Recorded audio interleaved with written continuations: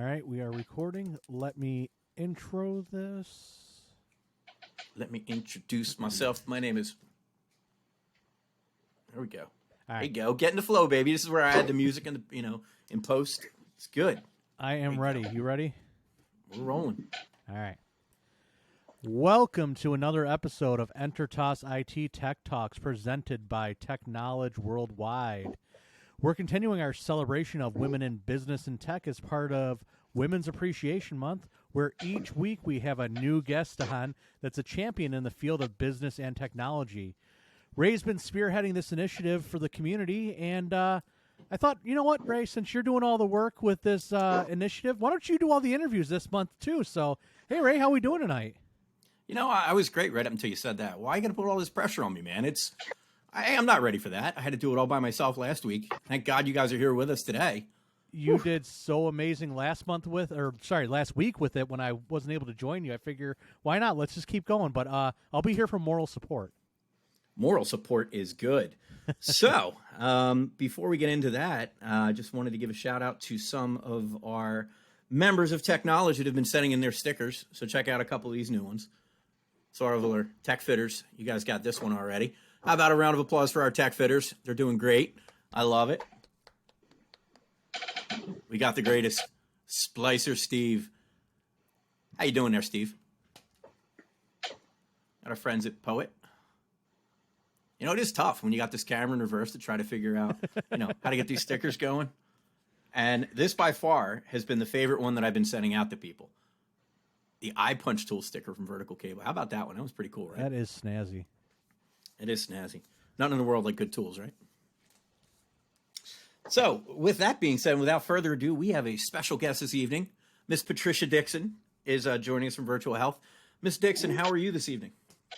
I am doing very well. How are you? I am just wonderful, Trish. I'm going to count how many times tonight, by the way, this conversation gets serious, and all the viewers and listeners will know, since we have video with this production this evening, you'll know Trish is serious when the glasses come off. So let's keep it accountable.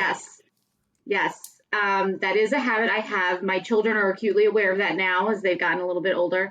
I do want to preface by saying I do have a one-year-old dog who is really actively trying to break through this door.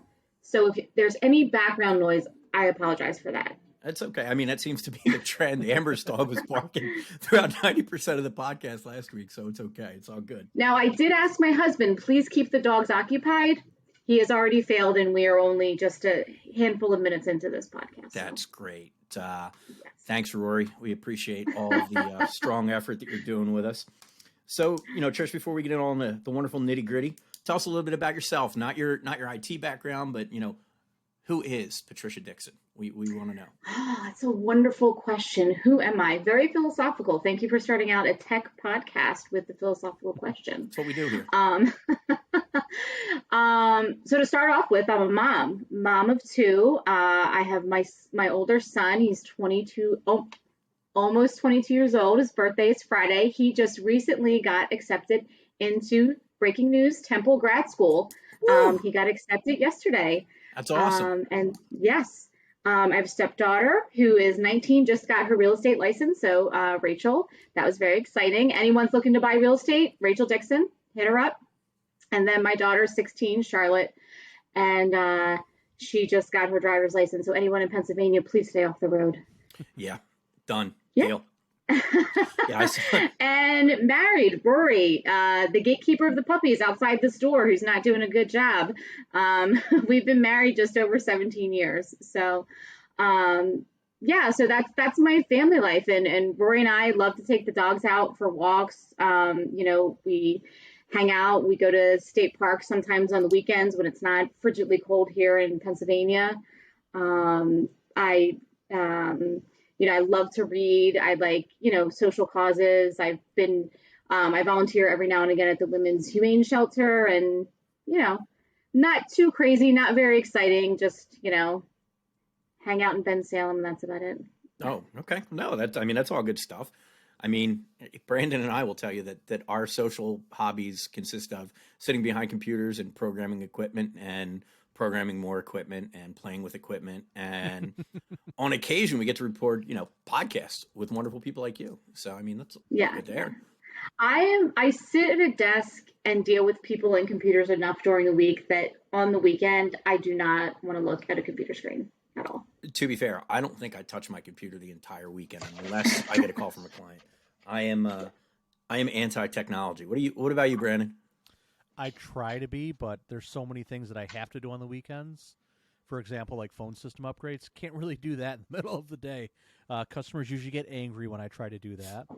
So yeah, definitely not a good thing. Usually upgrades are on the weekends, but I try to stay off as much as I can. Okay. Well, that's good. So now that we've got to learn a little bit about you, Ms. Dixon, tell us about Virtual Health and what you do. So at Virtual Health, I actually started there 12 years ago this month. Actually, March 15th is my anniversary date there, which is crazy. So up in my Facebook memories around this time are all of my postings about, oh my gosh, I got a job, and all of the exciting things leading up to when I started there. So I started there at the help desk and kind of worked my way up through a few different positions. So right now I'm an IT manager, which means I get to sit around all day and I just kind of tell people what to do. And it's great. I just put my feet up, working from home. It's just fantastic. No, I'm just kidding. But I get to work with a really great group of people who we work on several different EMRs. I know, Ray, just from me talking, one of the big EMRs that we work with is Epic, but we do work with several different EMRs. And for those people who don't know, that's really just the documentation system that either the hospitals or doctors' offices use to document, people's medical information. So I get to manage a great group of people who work on that for enhancements, upgrades, all different things. And so I oversee a few different areas. My specialties right now are the ambulatory practices. So that's Virtua Medical Group, all of the physician offices, primary care, gastro, nephrology. I also oversee the transplant area. Virtua acquired a hospital system a few years ago, right before COVID hit. And I can tell you a story about that implementation when we brought those hospitals on during COVID. That was fun. But we brought on their transplant specialty. And then we do things like physical therapy, occupational therapy, and all sorts of outpatient areas. And then we also have oncology as well, and those different areas. We're in the middle of implementing this really cool proton therapy beam that's going outside of our Virtua Voorhees hospital. Was shipped in from Germany. I forget how many metric tons it is, but it's a really cool technology that they're putting in, and it's supposed to be going live later this year, I believe. Okay, nice. So Epic is a really big system. How long has it taken you guys to implement it? So it was a 2-year implementation. We began in 2016 and we officially went live. We went live with our ambulatory outpatient offices in 2017 and then with the hospital in 2018. But you're never really done, right? Like first off, we're on a constant upgrade cycle every 6 months, right? Because Epic is always coming out with something new. So as a matter of fact, tonight, my team, we're upgrading tonight, as a matter of fact. So good luck to my team who's on the overnight crew. That's not me, but they're upgrading tonight. So we're on a constant upgrade cycle, and then there's just optimization after optimization after optimization. I mean, it literally never ends. That's the great thing about IT, right? It's job security, and we always have something to do. And there's always, aside from the updates that Epic puts out, there's always advances in healthcare and changes to protocols and changes to just medicine in general. When they're, just think about when COVID came out, there's always things for us to do to enhance the EMR to suit the needs of the clinician. So there's always something for us to do. Oh, that's awesome. And so my question to you is, are you hearing a little bit of a ghost voice from me, or does it sound okay? I'm not. It sounds okay for me. Okay. Is it just me? No. I keep hearing a little bit, and I don't know what it is. So hopefully the viewers aren't hearing this, but that's the fun. We're using a new application, folks. So apologies for any weird things that may happen. We're Unfortunately, All I right, don't well, get any maybe it's my better crappy looking. HP laptop. Oh God. Well, that's okay. Brandon's using a Mac tonight, so we're not going to get started on that conversation. We all know where I'll go with this. It's working well. But yeah, planned obsolescence and things like that that will always keep us in business is great. So how many people are doing the overnight shift for you tonight that are going to be working? So, well, there's several Epic teams. So from my particular team, there's 2 people who are going to be doing the overnight. But overall, I think there's, probably at least 30 people doing the overnight from all across all of the teams, plus the project managers on it. That's one thing I don't miss after becoming a manager, not having to do the overnights. That's one thing that I don't have to do that my team does. Okay. That's been really nice. I remember doing my last overnight and I was like, sayonara, I'm out. It's definitely a different lifestyle. So straight out of college, or actually in college, that's what I did. I worked the overnight shift at a senior living facility, and I went straight to school after that. And it was not fun. You live like a zombie, and it's just they're a interesting breed of people, I will say, that can do that kind of work overnight. So kudos to them. Yeah, I don't know if you remember this, but when I first started at Virtua, I started out on the help desk and I worked overnights for about a year and a half straight. I did it from 2010, I started in 2010 until the middle of 2011, and I worked the 10 p.m. to 6 a.m. shift. I do remember that. And it worked convenient. It was convenient at the time because Charlotte was like in half day kindergarten and I didn't have to work, or I didn't have to worry about like daycare in the middle of the day. Now, mind you, having a 5-year-old come home at noon when you've gotten about 4 hours sleep, that was not pleasant. But I made it work, and I was a zombie some days, and it was tough, but it worked. But the other nice thing was you didn't get a whole lot of calls overnight. And I watched a lot of reruns of Seinfeld on my computer. I can tell you that. Oh my God. So to be fair, before your experience with Virtual, you did have some experience in the help desk working under this guy. So Yes. that's a story to tell. So I maybe I told you that, Brandon, or maybe I didn't, but Trish and I used to work together at this company that no longer exists. And Trish was probably, I guess you were the first person officially on our help desk, as our help desk was. First person that made it, I should say. I was not the first person, because I'm gonna tell the story. Oh, you're welcome to tell the story. Go ahead, you can tell the story. Oh, wait a minute. Number one, glasses are off.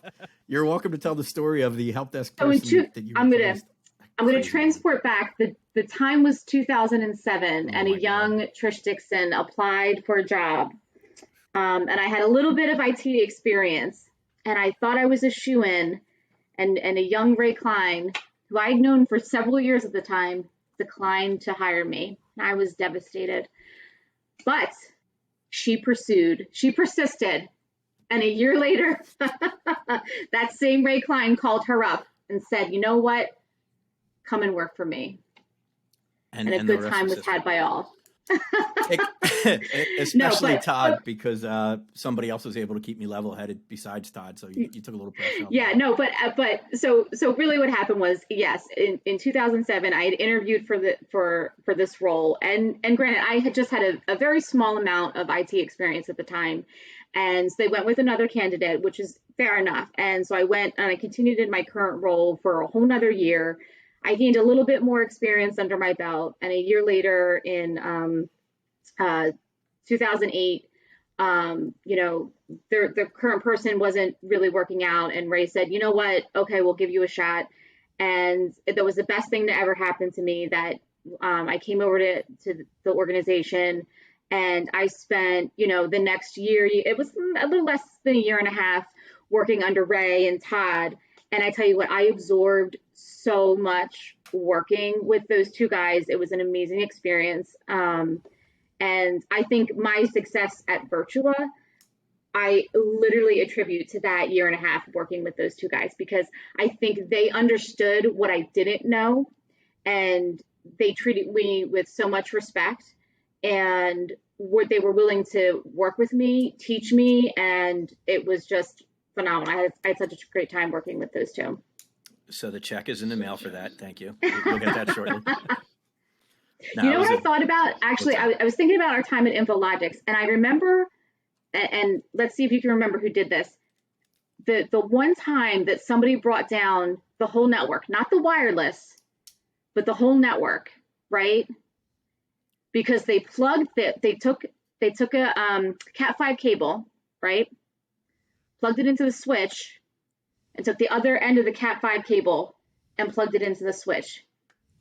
I feel like it was Shems. Yes, it was. Adam Shems. It was. He took down the whole network for the day, and we couldn't figure out who did it. Yep, I don't know why that popped into my head today, and I was like, "That's a good InfoLogix story." Okay, well, took down the whole network. And the funniest part about Adam, I mean, Adam's a great guy. He was working for, God, I can't remember the name of the company, but they're based out of California with Sean Jackman, if you remember him. Kaiser Permanente, I think. Kaiser. So Adam was working with Kaiser for a long time. And just recently he moved back to the area and he's no longer in IT. So that's interesting. Maybe it's a good thing. Maybe it's a bad thing. I haven't talked to him in a while. I wonder how he's doing. He's married, has a beautiful little daughter. We're friends on Facebook. Oh, okay. Well, there you go. There we go. Okay. Friends on Facebook. Sorry. I'm friends with everybody on Facebook. So that's funny. No, that's awesome. So we kind of went over what you do there, what your role. So how many people are on your team when you're in the office? How many people are on your team? How many people are you managing? I don't go to the office, Ray, anymore. Okay, that doesn't happen. However, virtually speaking, so we've recently had some organizational changes. So right before the changes, I had about 19 people report to me, and my team consisted of a mix between inpatient and outpatient analysts who supported both hospital technologies and outpatient. So now it's shifted where I'm just supporting outpatient technology. So I think I have about 16 or 17 people reporting to me. I should probably know that number for sure, but somewhere around there. I know who they are. That's the most important thing. Okay. I know who my people are. You're molding the minds of 16 or 17 people and you're not even sure if one of them exists. That's fine. There's some number out there. Every time. Yeah. When somebody asks me to make a decision or they ask my opinion about something, I always sit back and think, somebody left me in charge here, and what were they thinking? It is a little scary. But no, so it's like 16 or 17 people. Hey, just change. Give me a break. But I got a group of new, really, really good folks. And I was actually really excited about the recent changes because, at least in our area, you can get a little complacent when you're consistently supporting the same software in the same areas. It's like you kind of been there, done that, seen it. And I actually got a few new areas that have nothing to do with Epic. So, and the people who are supporting these applications, they actually happen to be new to the applications. So they needed a little extra support. So it was kind of fun for me because I'm like, oh, well, it's new for you. Well, it's new for me. Okay, let's learn this together, and then I get to dig into it with them as well. So, it's nice to just have new challenges, other than like, okay, it's more Epic stuff. Yeah, I kind of know this. So it's nice. So is your team, I just want to make sure that I understand it. Is your team supporting end users, or are you more or less supporting the application or supporting the use of the application for the end users? Both. Okay. We're supporting the app. Yeah. So we're building in the application, right? So you have to do all of it. So, when we get updates from Epic, right? We are responsible for building and updating the system, right? Things are when basically what we get from, say, Epic or any application, right? It's these things are coming in your upgrade package. This is the work that you have to do. These are the things that need to be done. Depending on what application it is, it depend on the amount of work that we have to do, right? So some applications, the analysts are more involved in the specific configuration of the application, and some applications, the vendor does a little bit more work. It just really depends on what kind of vendor support we have. But then we also we're responding to end user tickets because the end users don't know how to do something in the system. So we have to balance building and supporting the application and working with the vendor and, dealing with upgrades, dealing with that kind of work and optimization requests and all of that, but also, I'm clicking this button and it's not working, and or I wrote this note in the system and I don't know what I did with it, and it's all, and you're also dealing with the problem is in chair and not in computer issues, all day long. So we don't know anything about that, Brandon, do we? So is Epic in your data center, or is it hosted by Epic? Because that's something I've always wondered. Because I know like Cerner is hosted by Cerner, but is Epic? Yeah, so that's a great question, actually. So we were one of the first customers to go live with their hosted product. Epic used to be, you used to always host your own servers, and then we were one of the first to be hosted. And that comes with its own set of unique challenges, because there are things that we can't do because we're hosted that typical Epic customers do themselves. Just for example, like, some sort of configurations that other Epic customers can do on their own because they can get into their own servers. Mm-hmm. We can't do. So we have to open up a ticket with Epic, wait for them to do it, and then, we can do our pieces. Nice. So Brandon, how does that compare with some of the stuff that you guys do with the car dealerships? Sounds like some of that's kind of hand in hand. Yeah, I mean, most of I shouldn't say most of ours are hosted. It's half is on-prem, half is hosted, but we're not allowed to touch anything that is owned by the DMS, because they lease you everything, the printers, your networking, your servers if it's on-prem. So like Reynolds & Reynolds, which is the second biggest DMS out there, they run the servers until they are literally dead. I have a print server out there that's a literal P4 print server that's still running, hosting printers out.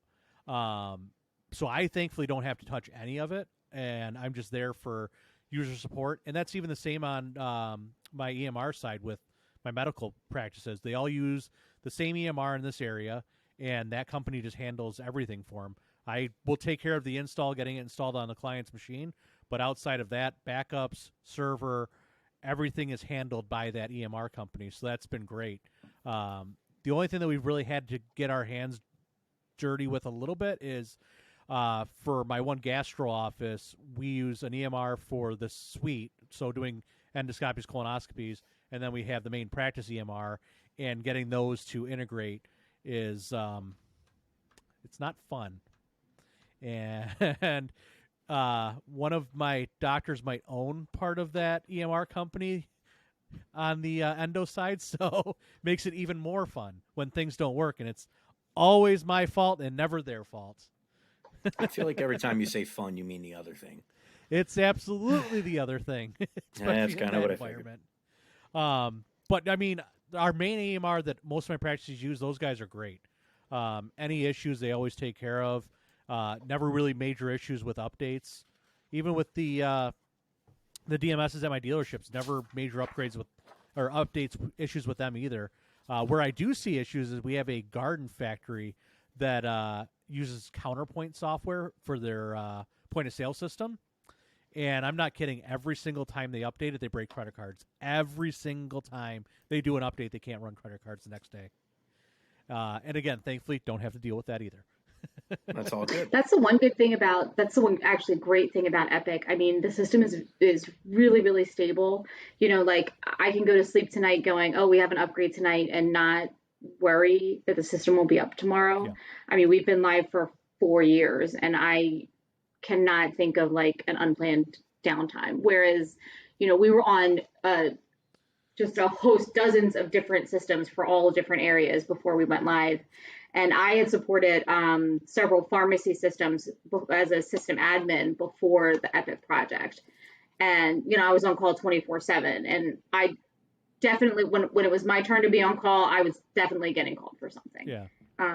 And when I was an analyst on the Epic side for pharmacy, the only time I was really getting called is because somebody didn't know how to do something. There was never really like a system issue per se. It was just user issue or education. Yeah, which is really nice. I can say from the end user side, my wife's a social worker. So when she worked at the hospital, Epic was their EMR, and she loved it. She since transitioned to an insurance company, hated their CRM system. Now she's working for a inner city clinic, and obviously they don't have the budget for Epic, so their EMR is something to be desired. But she wishes she was back on Epic. She misses that system so much. And like when we had our kids, I would look at the nurses and look at Epic. That software just terrified me. There's just so much you can do, and there's just oh my gosh, it blew my mind looking at Epic compared to what my private practices use. Nice. So I think what we've picked up out of all this, one of the questions that I was going to ask you, what is your least favorite part of IT? Apparently it's the end users. But aside of that, what would you say your least favorite part of, IT technology is it for you? My least favorite, when I thought about, actually, it's so funny you say that, because my least favorite part is dealing with end users, because I'm really like, I just like to sit and work and be quiet and do my work. I think my least favorite part is, especially in my current role, is just the constant upgrade cycle. When I'm dealing with so many applications, sometimes it can be exhausting, right? I am not just dealing with Epic. I do have a whole host of applications, right? And there's also, there's a constant demand from operations to bring in new technologies. So we have to go through, an approval process, a questionnaire process with security, and we're just very strict about what we're bringing in to the organization. So for me, it's just that constant cycle of upgrades, new technology, just filtering through, because there's just so much to be done while maintaining a steady state. And that's just the nature of the beast. That's why we have jobs, but it can just be super exhausting. That's pretty fair. So how long were you in Epic training before? I know you were going through a lot of training before you guys migrated to the system. How long were you in training for? And I'm assuming you're still going through training to stay certified in it. Yeah. So you just have to pass a recertification test. I think it's like once every 3 or 4 years. And it's just like one test to stay recertified. So how it works is you take a series of tests, you take a series of classes, and then you take like a couple of tests to get certified. I'm sorry, I'm taking my glasses off to get certified.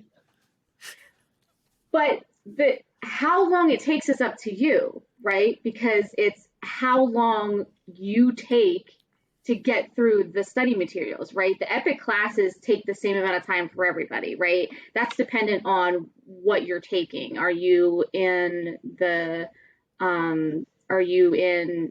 track that I was in, like for pharmacy? Are you in an orders track? Are you in a mother baby track? All of that depends. But if you're a quick learner and you, like myself, ace every test the first time, you're going to get certified very quickly, And so I was certified within a month and a half. Now, if you're like somebody else, like if you were like, say, Ray Klein and had to go through the certification process, it might take you a little longer. Look, I failed kindergarten. You leave me the hell alone, okay? But I liked glue. Let me have it. No, but I have found that, everybody learns at their own pace, but I have found that, and I tell this, I actually have a few people that I have just hired, somebody that I had just hired who's going through the certification process, and somebody who will be coming in next month and who will be getting certified. And what I tell them is typically it takes people, I see, no longer than 90 days to become certified from start to finish. But again, it's really dependent on everybody works at their own pace. I have very rarely seen anybody take longer than that. If you have the aptitude to study and focus, you can get your certification. Now, again, you have to take a new version training anytime a new version comes out.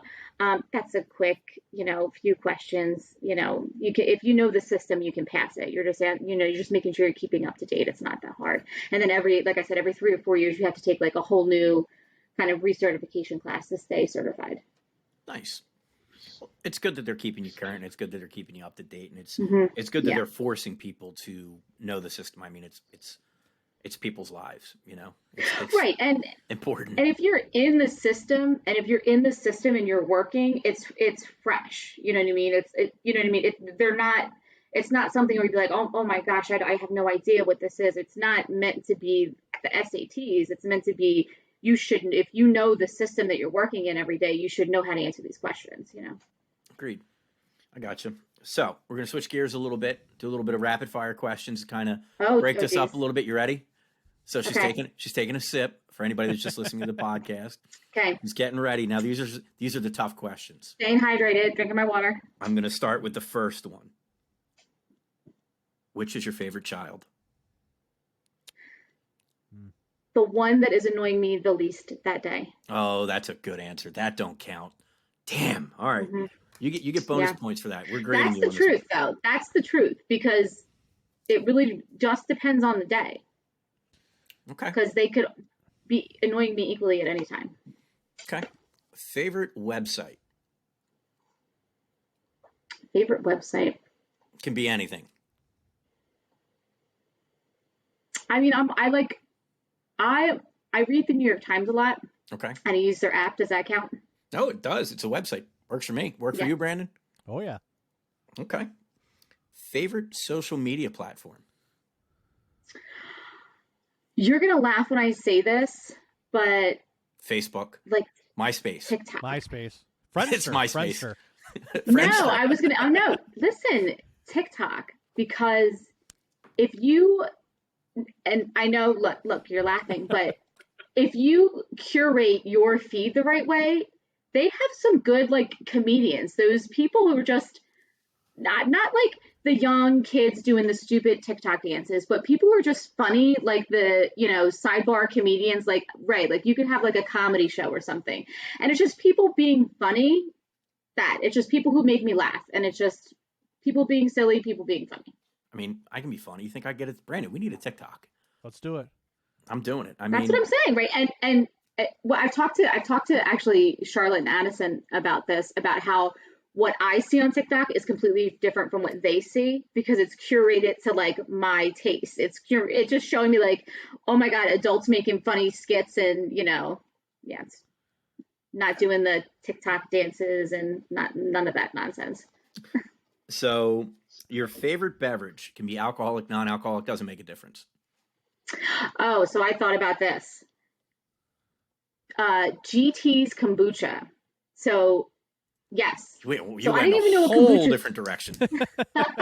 Whoa. So about 3 years ago, I tried kombucha, which I didn't even know what that was until 3 years ago, right? It's awful. And it is no, but it's really good. It's like fermented fruit juice, but not alcoholic, but it's really good. It's probiotic and it's really good. Okay. So what was that again? We'll give them another plug. It is GT's Kombucha, and I like the trilogy flavor. It's really good. Okay. I buy it in like this big bulk container. I'm willing to try it.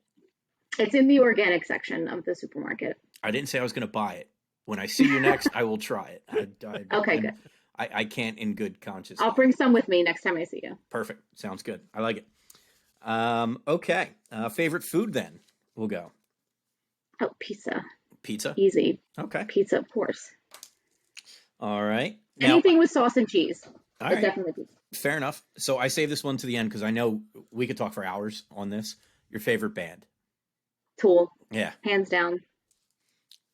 Hey, Brandon even agrees. Although I will say, and that. I know this is a tech podcast, but I do have to get on my little soapbox here for a minute, because I don't know, listen, if there are going to be any Tool fans listening to this, but I just went to a Tool concert. Take my word on it. There are. I went to the Tool concert a couple weeks ago, right? Looking forward to seeing them. I saw them November 2019, right before COVID hit. Fantastic concert. It was fun. I think we went together. Were we there with Kenny or Rob? Yeah. Yeah. Anyway. That's right. That was right before COVID. It was right before COVID, and they were promoting Fear Inoculum. So I go to this concert. Rory and I go, Wells Fargo Center a couple weeks ago. Half of the concert was Fear Inoculum. They didn't play Sober, Lateralis, They didn't play Enema. They didn't play Stinkfist. They didn't play 46 and 2. They didn't play Schism. They didn't play anything good. No hits. Half of the concert was from Fear Inoculum, and it was half instrumental, and I was super mad, and I was like, this is crap. And I've never said that about a Tool concert. And so now I'm off my soapbox, and I've said my complaints to the world. Are you sure? I couldn't find it because I don't have it in front of me, but they apparently just played, you probably saw it. They just played a song they haven't played live in concert in like 20 years. And They played Opiate. They played, I forget. What did they play? I forgot. They did play something that they hadn't played in a long time at our concert, but I was still not impressed. Like, it still didn't make up for all of the things that they didn't play. That's insane. So they didn't end the concert the same way they used to always end the concert. When Trish used to know, so I think I've seen Tool with you at least 4 or 5 times easily. Oh, yeah. And I know you've seen it a million times more, but Tool used to play a song and you know that the show was over because they didn't do an encore. And Trish would look at me and she'd be like, we're out. And literally it would be like, grab arm and run, because it was always a super packed concert. And I don't like to sit in traffic. No, and traffic. There's that. I think my favorite place that I ever saw them was at Madison Square Garden. No, Radio City. It was Radio City Music Hall. That was great. Remember they had the contortionist like running through the Yes. It was insane. Yes. I think that's the best I've ever seen. So yeah, that was awesome. I just side note, by the way, about the whole concert and like leaving. This is how like strict I am about we need to like roll out. The week before the Tool concert, I took Charlotte and her friend to see Billie Eilish, and I looked up the set list, right? So I knew what she was ending on, and I prepped Charlotte, and I said, Charlotte, if the house lights come on, it means there is no encore. Now I know this is going to be her last song. Her last song is going to be Happier Than Ever, and then the house lights are come on. We got to get our little tails out. That girl was with it, man. We were out to the car, out to the parking lot on 95, no problem. I said, I was so proud of her. It's a proud mom moment. She understood the assignment. Ray, you're on mute. You're still on mute. sorry. How about that? As many times I do these, I'll never figure that out. I'm very proud of Charlotte. But the entire time that you were talking about getting ready to leave the venue, all you think about is that commercial that's on TV right now, where it's all the adults and there's this old dude who is corralling old people and teaching them how to be adults. Yeah. And the one is they all go to a sporting event and they're all talking about how they're going to leave. And he's like, seriously, stop talking about leaving. We haven't even got in yet. I love that commercial. That's me 100%. I'm like, this is how we're leaving. This is what we're doing. I'm always planning my exit before I get someplace. That's why I like the small concerts that I go to. It's much easier. I don't go to the huge venues. I got super lucky right before Muse blew up. I saw them with 200 people in a tiny little venue in Buffalo. It was amazing. Now I will not go see them because I don't want to sit around 20,000 people. Oh, I actually just saw Breaking Benjamin in December. I think it was the beginning of December with Rory, and we saw them at this place down. I think it was near Sugar House Casino. It was a really, really small venue, like 500 people, and that was really cool. Although I still did we got to roll out really quick because even though it was only 500 people, I still don't trust traffic. But it was really cool to see them in that small venue with just a few hundred people. It was like an acoustic set they were doing. That's funny. Well, there is, man, I can't speak. There is a lot of technology that goes on in concerts. So, Concert talk is tech talk, right? I'm with it. Absolutely. So, do you consider yourself a tech nerd? There was a point in time maybe I would have, but now I feel like I abandon all technology when I get done work. Do you know what I mean? Like, I want my work set up to be a certain way, and I'm very nitpicky. I have some things in my house plugged in, like, I have Alexa through. Great. Now she's going. Don't want to wake up the demon. I have some lights on our TV program to it, but not too much because I just don't. You just don't feel like it after work. Well, I mean, things are changing so quickly nowadays too. It's not like it was when we all got into this. Like the pace of change was a lot slower 15 years ago. Now it's like we blink and there's new technology out. It's so hard to keep up with everything. Yeah, yeah, for sure. And I just remembered thinking like, you know, not 10 years ago, but however long, like when, I'm just always the person like when the kids need to do something with their computers, with their phones, or whatever, and I was always the person to do it. And I'm just like, it's just so exhausting. You don't feel like it after you're doing your own stuff for work all day. And I'm just like, I don't feel like doing it for anybody else. And so like then I'm just like, that's it. I'm protesting, doing anything for anybody, even in my own house. That's why the cobbler's kids never had a good pair of shoes. All right, ready for a couple more? Yeah. Little rapid fire ones. So you could have lunch with any person in history, live or dead. Who would it be? That's a great question. I think I would like to have lunch with Melinda French Gates. And I say that because I recently read, actually probably wasn't recent, it was probably a year or two ago. I read a book that she wrote called The Moment of Lift. And it was really a book about empowering women, which actually, considering your theme of the theme of the month, I think it was really good. But The Moment of Lift was, it was surrounded a little bit about the Gates Foundation, but just about empowering women worldwide and why it was just so important to focus the charitable efforts of their foundation, focusing on women specifically in certain areas. And I thought it was really important because I can't help it, I have to take my glasses off.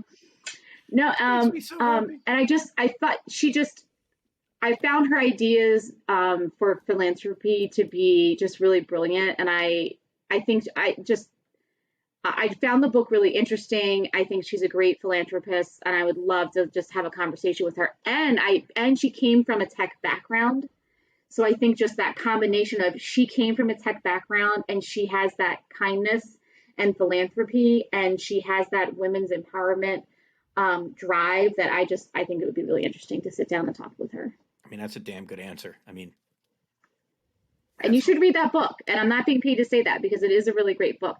Like there's some, and I know like I'm totally digressing because this is not what you asked, but there's some really good points in the book that she brought up about how her, the foundation was trying to problem solve things in different countries where, they were leaving women out of the equation and things just weren't working. And they realized it's because they were excluding women from the conversation. And just like a quick example of that is they were trying to, they were giving seeds to farmers to plant, right? And so they're giving it to the men because that's just traditionally here are the seeds to plant, and they're giving them the instructions. And okay, well, why are these crops still failing, right? The Gates Foundation or the foundations they're working through, they're providing the seeds, they're giving them instructions, and yet they're failing. Well, they're failing because the men aren't the ones who plant and care for the seeds, and they weren't bringing the women in, right? And they were leaving the women out of the conversation. And once they realized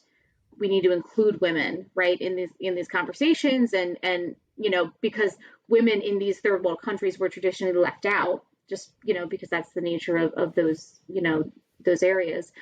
Once they realized that, it's, hey, we have to bring women in, we have to empower these women to be able to do it themselves and teach them how to raise these crops because they're the ones doing it.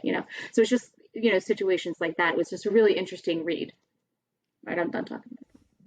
No, this is great. I mean, quite honestly, this is exactly why we're having these conversations, especially with women like you that understand and appreciate and literally can grab on to what it is to be an empowered woman. I mean, that's amazing. So kudos to you. And this is why we're having you on. I mean, we could talk all day about tech from a guy's standpoint, and we could talk about tech all day long and business from a guy's standpoint. But talking with people like you, talking with Amber last week, and some of the guests that we have coming up later on are true leaders in their industries, and they're making innovations that otherwise would not have been thought by men, quite frankly. And it's It's awesome. It's amazing.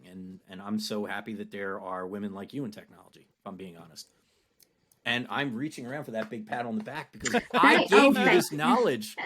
Totally kidding. You it was did. Todd. You. It was Todd. Totally Todd. Hey, it was Todd's birthday yesterday. I don't know if you knew that. Todd. Oh, yeah. That's right. Todd left us and moved down to Tennessee. We'll never see Todd again. I miss him. I did see his house for sale because he does live around the corner from us. Well, he did live around. Yeah, he don't live around the corner from me anymore. So let's see, where are we at on this beautiful questionnaire of things we got? Okay. Where do you see technology and how we communicate going in the future? Where do you see that going? It's an interesting question. It's really hard to say. I don't think that this, the means of communication that we're using now, the video conferencing, I don't think that's going away anytime soon. I think the money it's saving businesses from having to hop on that plane to interface with somebody face to face. I know there's a lot of people who like that, but I think when you couple that with the savings, and just the time savings, right? From having to really wait for somebody to hop on a plane to interface with them face to face. I mean, I think that makes a huge difference. And, and it's hard to say if that's ever going to go back. I'm thinking about, I had a couple of interviews today. And I started to think today, like, wow, are we ever going to go back to in-person interviews? And it was really hard. Like, I don't even know, because it was just so easy. Like, wow, do I even need to bring people in? And if I do, where, you know what I mean? Like, what does that look like now? And do I bring all of my people in if we do a peer interview? So yeah, it's kind of hard to say. So part of that interview process, at least it was for me when I was a hiring manager, even with the guys that I bring on now in my company, I personally still need that. I want to grab them. I want to feel them, touch them. I want to be in the same room with them. In my opinion, body chemistry to me is important. And I feel like that piece for me, again, it's just me, it's not everybody, is lacking a little bit. So I feel like I don't get that. So you as a hiring manager now, how are you able to read that chemistry that you're having through this method? Through technology. Yeah, so it is hard. I will say that it is hard. The first hire I had after COVID, I think, when did I bring her in? I swear it was August 2020, and we really didn't have an option but to do everything remote. Interview wise, and it was really hard for me because I just am not used to that, right? I was just used to, I'm used to being able to interface with somebody, their body language, looking at their feet, or they're wearing socks with sandals, that kind of thing. And now people don't even wear pants to work. So that's yeah, now, who knows? But now it's been a year and a half of it, and being in it, because I work in the healthcare industry, we have to adhere to really strict COVID guidelines, right? So I can't necessarily kind of skirt that and say, well, we're just going to bring you in for an in-person interview. So I've kind of had to really just adjust and trust my instincts. The other thing I really rely heavily on for all of my interviews, and this was whether it was in person or during COVID and doing this remotely, is I rely heavily on my panel interview with my team. I really trust their feedback. And when you have a group of people on a conference call or in a room with you, they're going to pick up a vibe. Either they're driving with somebody or they're not. Either they, you know what I mean? And I feel like my team has really good instincts. And so that's kind of what we've had to rely on. And I have to say, every hire that we've made remotely, we've had great success with. So there's not one single person that we've brought in that we haven't been happy with. So how about any firings? Have you had to do any of that during COVID? No, thank goodness. No. Okay. That's good. No. Now, Brandon's on got the a note thought. of video conferencing and all that, were you guys already doing telemedicine in the hospital prior to COVID, or Was it? Oh, that's an excellent question. Yeah, I think maybe 11 maybe total. And I don't know if that was ever or in the year to I forget the astronomical number Yeah.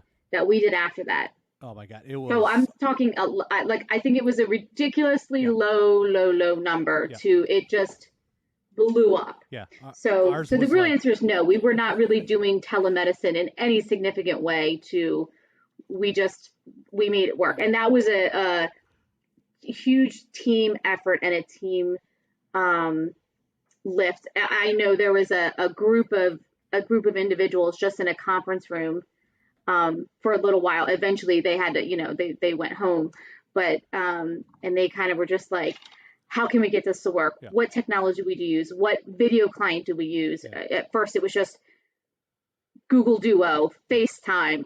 What can we use? And then I think, right now we're using. I think they're using Twilio.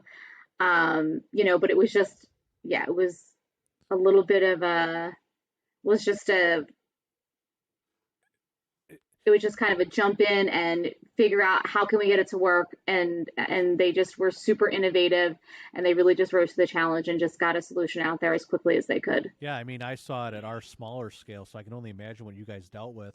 It was kind of like we had nothing. No one was doing telemedicine. That was a big no-no. We want them here. We want to be able to interact with them. And then COVID hit, and it was just dead stop.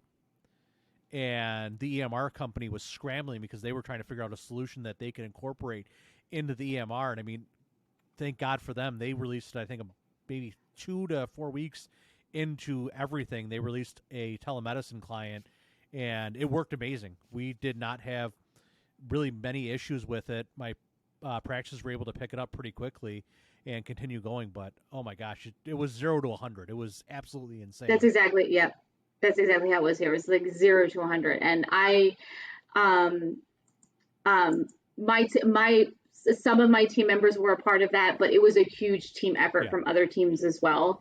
And I can just tell you it was amazing what all of the teams pulled together. Yeah. Yeah, and I mean, I feel like there's a lot of new techniques and new benefits to the telemedicine. I mean, there was lots of technology that's come out of that. Remote heart monitors, colonoscopies. There's different ways to do that without being in office now. And I'm real excited. I mean, it sucks that we went through all this, but there's been a lot of benefits to come out of it and a lot of new technology. So I'm excited to see where everything goes. Yeah, actually, so virtual health, we came out with a couple of new things out of that. So obviously the telehealth visits, but then we started remote patient monitoring, Yep. right? So patients who, right, so we're just, watching them at home. They weren't sick enough to be in the hospital, but, so just some remote patient monitoring. But actually, just in February, we started a program called Hospital at Home, where patients were essentially their acuity would allow them to be in a hospital bed, but at home. Yep.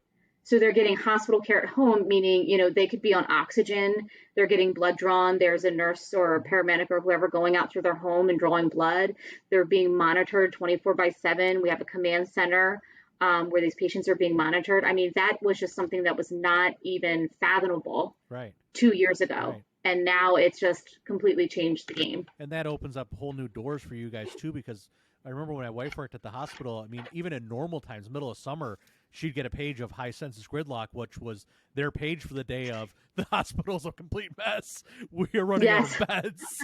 Well, that's the point of this, right? Is, for patients who meet the qualifications, we can, you can recover in your own home and eat your own food and sleep in your own bed and still receive hospital-like care. Right. And they believe that the outcome for the patient will be better because they're more comfortable, and I can just, I've only been, thank goodness I've only been in the hospital, in my lifetime a handful of times. I would have much rather been in my own bed than in a hospital bed with the beeping and the, all that kind of stuff. So it's something really wonderful that Virtua has been able to do. Yeah. And I mean, there's also the other variables of staph and different infections that can come from just being in the hospital for long-term care. Having them at home, you remove all those variables also. So, I mean, that's huge for the hospital. You're reducing people's stay in general and having them come back to the hospital or having something worse happen. That's all reduced now, which is great. Yeah, yep. And every patient, by the way, just a little plug, every patient who's been placed on the hospital at home program has been discharged successfully. Awesome. So, yeah. So what do you say when you discharge a patient? You get to go home? I mean, how does that work? Yeah, exactly. Yeah.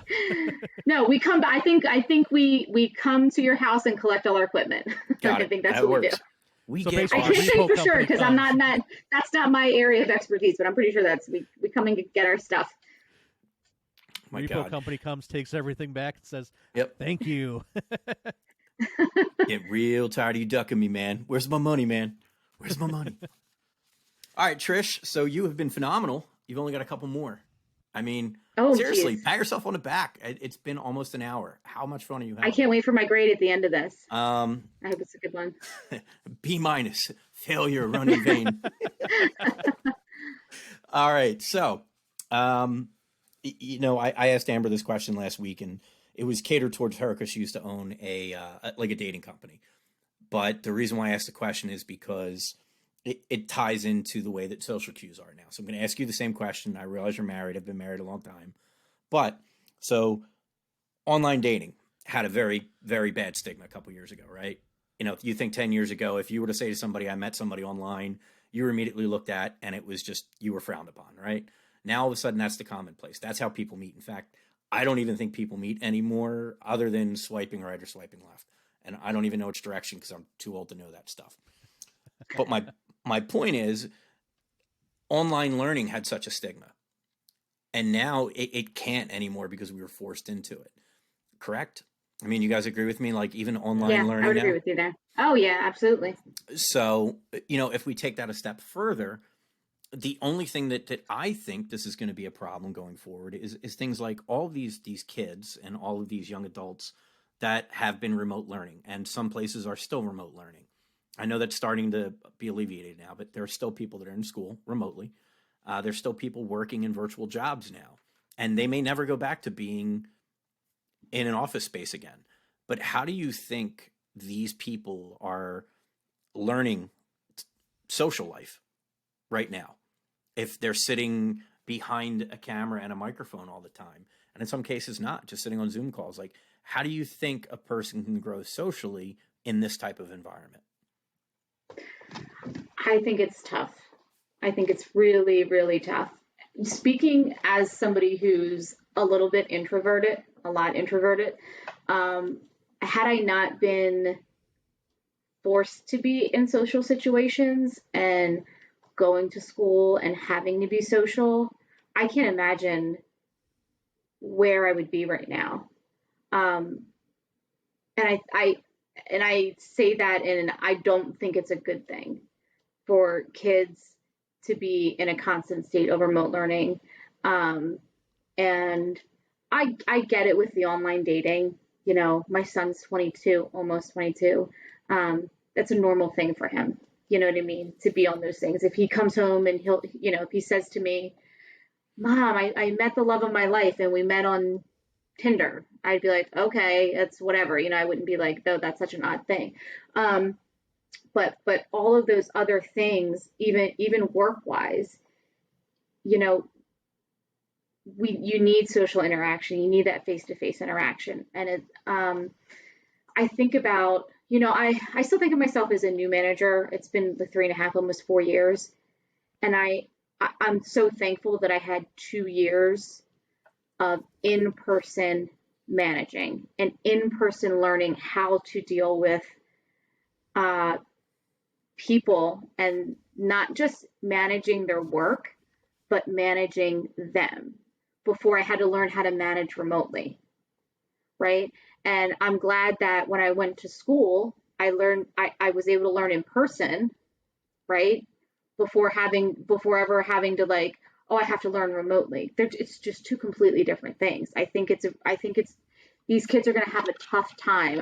Because I don't think it's going to stay permanently that way, right? I think there's always going to be a component of remote learning, but eventually, and I can see this like, my daughter's high school, they're not remote learning anymore, and that's not going to be the case in many locations. I think most places are shifting back, you know, to in person. So I think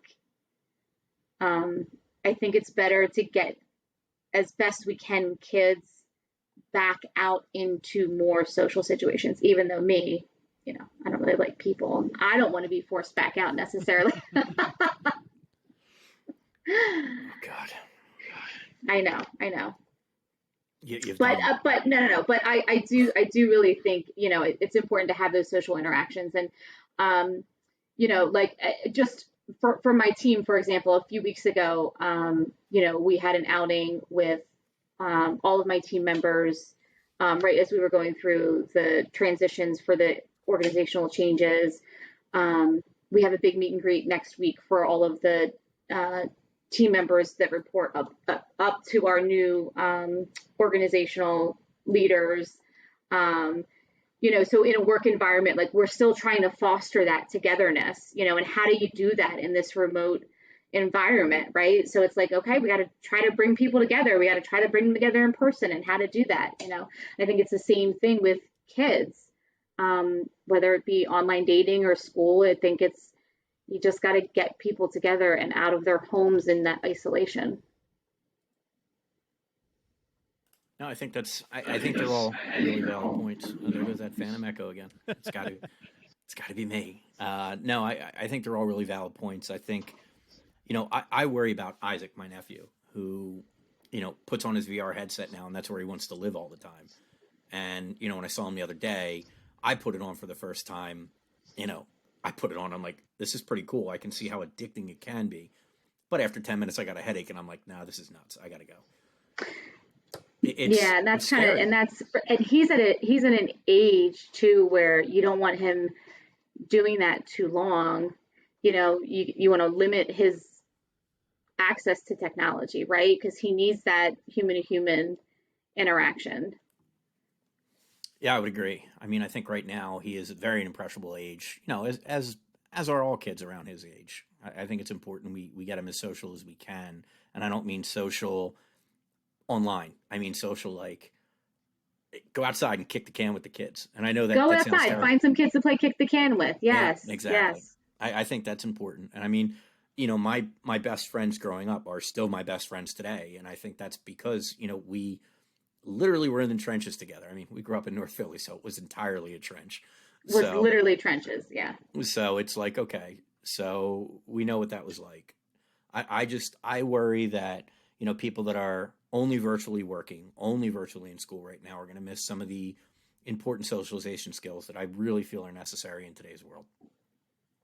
No, I 100% agree with that. It is a little bit tough, and I have no glasses to step off my soapbox, so I'm no, I do agree with you. I think that I'm just like I said at the beginning, I'm so glad that the first couple of years I had as a manager, I had in the office, because I developed some of those interpersonal skills in this role with doing it with people, and I'm so glad my first 10 years at Virtua I was working with people in the office. I don't know that I would be as good or good at my job if I onboarded virtually, right? Like I can't even imagine becoming a manager right now with no management skills virtually. I don't even I can't even imagine it. I can't even imagine it. So, do you think? I mean, actually, I mean, not necessarily for you. Are you noticing a lot of people from within getting that promotion and getting promoted to a position like yours, where they're an IT manager? So there's two people who've recently been promoted. They're not to IT specifically, but around me. There's a new training manager and a new manager of informatics. And now, but the funny thing about these two particular people who were recently promoted is they happen to be on site a lot because of the nature of their roles, which is really interesting. So they've been promoted, but I haven't seen, at least in my general area, anyone who's new to management who is remote, completely remote. So the two new managers, like I said, they are in the office more frequently than anybody else. So totally, this could be a stupid question. This could be a good question, but being as virtual as a New Jersey based company, do they have the requirement that they live in relative location to the hospital or not? No, no. As a matter of fact, they actually opened up to hiring outside of the region recently because of the remote work. So they've opened it up to certain states. Like they actually, we have a couple of people who moved down to Florida since COVID hit. I think just 2 people, but they have opened it up. I know, right? No. I mean, there are certain rules because of taxes and labor laws and such. So we can't hire out of every state, but they have opened it up to some other states. Okay. So it actually wasn't a really dumb question. So No, before it used to just be, man, all right. Yeah, man, I'm doing good tonight. This is good. I'm so happy. So do you have anything you want to tell us about, your job, things you love, things that you hate, or anything else that you want to talk about before we kind of wrap this up a little bit? Well, I just want to say in general, I know we talked a little bit about, my time at Infologics and just how great you and Todd were, but I did want to mention a little bit about the leaders that I've had at Virtua, because I think they were just really important to mention. I've had a really couple of good women at Virtua just look out for me and give me encouragement in roles that I had been in previously and encourage me in my current role. And I think just given, the theme of the month and of this podcast, I just wanted to make sure that I said that I think it's really important for women, if they see somebody that they see potential in, to just say that to them, because I think it makes all the difference. My 2 previous managers both really saw something in me, and they said it, they spoke it, and they told me, and it really kind of gave me that confidence to keep going and really focus on what I wanted.